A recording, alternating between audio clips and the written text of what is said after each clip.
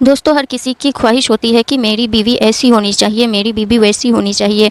एक लड़का होता है जिसकी ख्वाहिश होती है कि जब वो भी शादी करेगा तो वह एक ऐसी लड़की से शादी करेगा जिसका स्तन बड़ा हो। दोस्तों एक दिन उसके बाप ने उससे पूछा कि बेटा तुम्हारी शादी की उम्र हो गई है, बताओ तुम्हें किस टाइप की लड़की चाहिए। तो दोस्तों वो लड़का कहता है कि पापा जब भी आप मेरे लिए लड़की देखो इस बात का ख्याल रखिएगा कि उस लड़की का स्तन बड़ा होना चाहिए। दोस्तों जो उसका बाप होता है अपने बेटे के कहने के मुताबिक वह सही लड़की से उस लड़के का शादी करवा देती है। दोस्तों शादी अच्छे से हो जाती है। अब आता है सुहाग रात का मामला। दोस्तों सुहाग रात के दिन वह दोनों मियाँ बीवी कमरे में होते हैं और उसी बड़ी स्तन की वजह से उस लड़के की मौत हो जाती है। दोस्तों आखिरकार उन दोनों के बीच ऐसा क्या होता है सुहाग रात के दिन, आइए पूरी कहानी इस वीडियो में जानते हैं।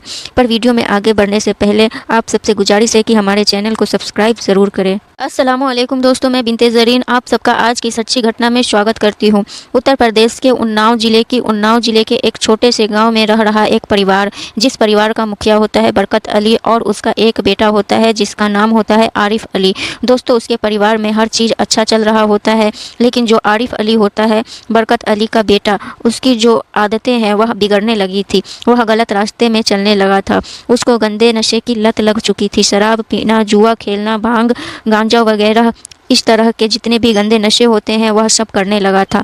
अब उसके पिता को उसकी टेंशन होने लगी थी, आखिरकार मैं ऐसा क्या करूं जो इसका वो जो गंदा नशा है, गंदा लत है वो छूट जाए। दोस्तों उसकी जो उम्र होती है वो भी लगभग शादी के लायक की हो गई थी।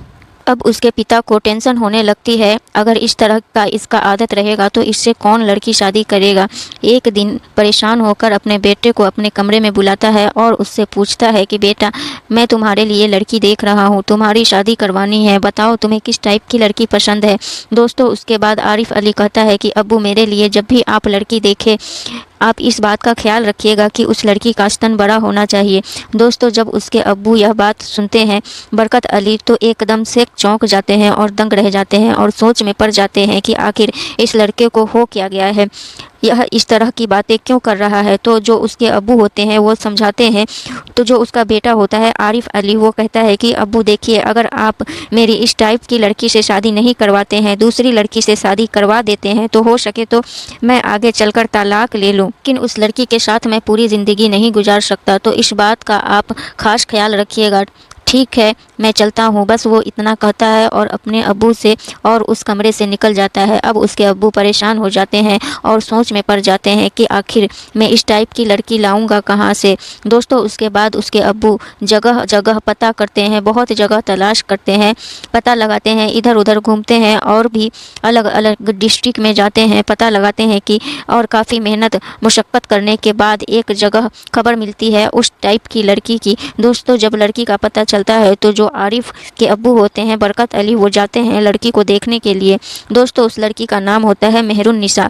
जब बरकत अली उस लड़की को देखते हैं तो पहली ही नज़र में उसे पसंद कर लेते हैं और मन ही मन सोचने लगते हैं कि ये मेरे बेटे आरिफ के लिए सही लड़की है। जिस टाइप की लड़की आरिफ के लिए वो ढूंढ रहे होते हैं वो ऐसी ही होती है। दोस्तों वो लड़की बिल्कुल आरिफ के डिमांड के मुताबिक होती है, उसका स्तन काफ़ी बड़ा होता है। बरकत अली जो होते हैं वो वहीं पर रिश्ता को पक्का कर लेते हैं। उसके बाद लड़की वाले जाते हैं लड़के वाले के घर लड़का देखने के लिए, उसका घर देखते हैं। उसके बाद माँ बाप की रजामंदी से ही शादी की डेट फिक्स हो जाती है और दोस्तों बड़े ही धूमधाम से दोनों की शादी होती है। आरिफ अली के घर से धूमधाम से बारात निकलता है, मेहरुन्निसा के सब घर जाते हैं, वहाँ पर भी अच्छा इंतजाम होता है, बड़े ही धूमधाम से दोनों की शादी होती है। उसके बाद सुबह भोर के वक्त वह लड़का लड़की को विदा करके अपने घर ले जाता है। दोस्तों शादी का जब माहौल होता है तो सभी घर में दूर दूर से मेहमान आए हुए होते हैं, काफ़ी भीड़ होती है घर में। तो आरिफ अली के भी घर के कुछ ऐसे माहौल होता है कि बहुत ही भीड़ भाड़ होती है, लेकिन घर में खुशियाँ भरा माहौल होता है। दोस्तों दिन भर के थकावट के बाद जब सब रात को खाना खा लेते हैं, खाना खाने के बाद आरिफ अली अपनी बीवी के लिए खाना लेकर जाता है उसके कमरे में, दोनों मिलकर वहां पर खाना खाते हैं। दोस्तों उसके बाद जो उसकी बीवी होती है मेहरुन्निसा वो बिस्तर में बैठी हुई होती है दुल्हन के लिबास में और उसका पति बाहर चला जाता है किसी काम से। फिर वो बाहर से जब अंदर आता है अपने कमरे में तो उसकी बीवी बैठी हुई होती है। दोनों 1-2 घंटे लगातार एक दूसरे से बातें करते हैं। अपने आने वाले दिन के लिए बीते हुए कुछ ऐसे पल होते हैं जो एक दूसरे के साथ शेयर करते हैं। दोस्तों बातों ही बातों में रात का आधा वक्त गुजर जाता है। दोस्तों उसके बाद दोनों संबंध बनाने के लिए अगला स्टेप बढ़ाते हैं। जो आरिफ अली होता है वह अपनी बीवी यानी कि मेहरुन्निसा को कहता है कि तुम ऐसा करो कि मेरे ऊपर आ जाओ, और जो लड़की होती है वो उसके ऊपर आ जाती है और अपना सारा वजन छोड़ देती है। सारा वजन आरिफ अली के ऊपर आ जाता है और फिर आरिफ अली कहता है कि अपना स्तन यानी कि छाती मेरे मुंह पर रख दो। दोस्तों जैसा जैसा आरिफ अली कहता है वो लड़की मेहरुन्निसा भी वैसा ही करती है। दोस्तों उसके 5 मिनट तक तो सब कुछ ठीक ठाक चल रहा होता है। आरिफ अली हलचल कर रहा होता है, उसका जो सांस होता है वो चल रहा होता है। लेकिन दोस्तों उसके 10 मिनट के बाद ही जो आरिफ अली होता है वह सांस लेना बंद कर देता है, एकदम से खामोश हो जाता है। वो कुछ हलचल ही नहीं करता, ना हाथ पैर हिला रहा होता है, ना कुछ बोल रहा होता है।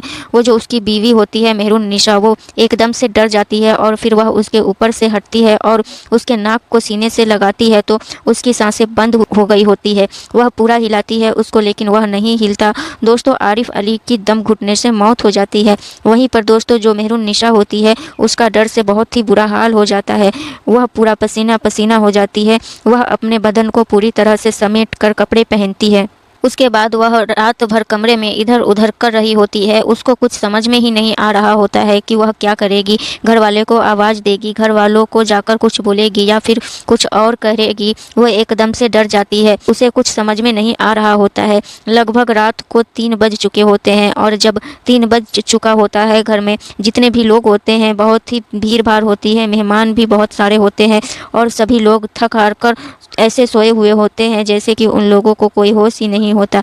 उसी वक्त जो मेहरुन्निसा होती है वो घर से भागकर अपने मैके चली जाती है। मैके आने के बाद मेहरुन्निसा वह सारी बात सारी कहानी बताती है जो उसके साथ हुआ होता है।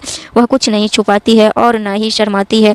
जो जो उसने उसके साथ किया था, जो जो उसके साथ हुआ रहता है, वह सारी कहानी डिटेल्स के साथ अपनी माँ को और पूरे फैमिली को बताती है। उसके माँ बाप भी कहते हैं ठीक है, डरने की कोई बात नहीं है। जब ऐसा कांड हो ही गया है तो पुलिस हमारे घर पर ज़रूर आएगी पूछताछ करने के लिए, तुम्हें डरने की कोई ज़रूरत नहीं है। और दोस्तों वहाँ आरिफ अली के घर में लगभग सुबह के 8-9 बज चुके होते हैं और सभी लोग इंतज़ार कर रहे होते हैं कि आरिफ और उसकी दुल्हन अभी तक उठे क्यों नहीं। उसके बाद घर का ही एक आदमी जाता है, दरवाज़ा खटखटाता है लेकिन अंदर से कोई आवाज़ नहीं आती है। उसके बाद एक आदमी घर का दरवाज़ा अंदर की ओर धकेलता है तो दरवाज़ा खुला ही होता है, उसमें कोई कुंडी नहीं होता है। जब वो लोग अंदर जाते हैं तो देखते हैं कि आरिफ अली नग्न अवस्था में पड़े हुए हैं बिस्तर पर और लड़की है ही नहीं। किसी तरह वो लोग जाते हैं और उसके ऊपर चादर उड़ाते हैं और जब कमरे के में इधर उधर देखते हैं तो कोई नहीं होता है और मेहरुन्निसा वहाँ पर नहीं होती है। सभी लोगों का रो रो कर घर में बुरा हाल हो चुका है और सभी लोग यही सोच रहे होते हैं कि मेहरुन्निसा ने ही उसे मार कर वहाँ से 9-2-11 हो गई। दोस्तों उसी वक्त मौके पर वहाँ उनका ही एक रिश्तेदार पुलिस वालों को कॉल कर देता है और पुलिस वाले भी वहाँ पर मौके पर पहुँच जाती है और उसके बाद पुलिस वाले घर वालों से पूछताछ करती है आखिर इसके साथ ऐसा क्या हुआ था। दोस्तों उसके बाद पुलिस वालों को पूरी डिटेल्स बताई जाती है और मेहरुन्निसा के घर का पता दिया जाता है। पुलिस वाले तो पहले लाश को पोस्टमार्टम के लिए भेज देते हैं, उसके बाद पुलिस वाले अपनी एक टीम के साथ जाते हैं मेहरुन्निसा के घर पे। मेहरुन्निसा के घर जाने के बाद मेहरुन्निसा को अपनी कस्टडी में ले लेते हैं और वहां से उसको सीधे उसके ससुराल लेकर आते हैं और उसके ससुराल लेकर आने के बाद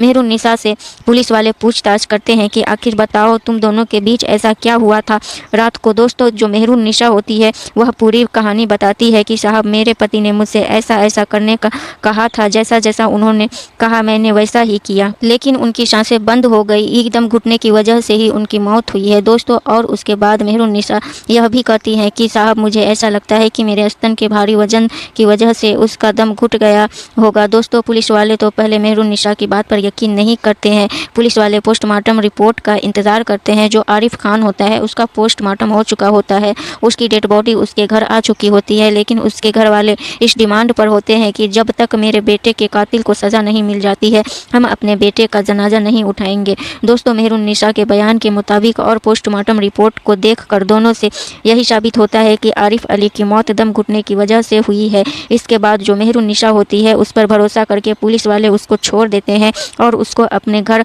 आने देते हैं और फिर पुलिस वाले लड़के के माँ बाप और पूरी फैमिली को यही सलाह देते हैं कि आपके बेटे की मौत दम घुटने से हुई, ना कि इसका किसी ने मर्डर किया है। तो दोस्तों देखिए, आरिफ अली की ख्वाहिश भी थी कि उसकी जिससे भी शादी हो उस लड़की का स्तन बड़ा होना चाहिए, और वैसी ही लड़की से उसकी शादी भी होती है। लेकिन क्या होता है, उसे बड़े स्तन की वजह से आरिफ अली की मौत हो जाती है। तो दोस्तों ये थी आज की पूरी कहानी। दोस्तों आप इस कहानी के बारे में क्या सोचते हैं, क्या राय रखते हैं, हमें कमेंट में ज़रूर बताइएगा। और अगर आप सभी को हमारा काम पसंद आता है तो हमारे चैनल को सब्सक्राइब ज़रूर कीजिएगा और वीडियो को लाइक और शेयर भी ज़रूर कीजिएगा ताकि लोग अवेयर हो सकें। दोस्तों वीडियो को फुल वॉच करने के लिए आप सभी का दिल से शुक्रिया।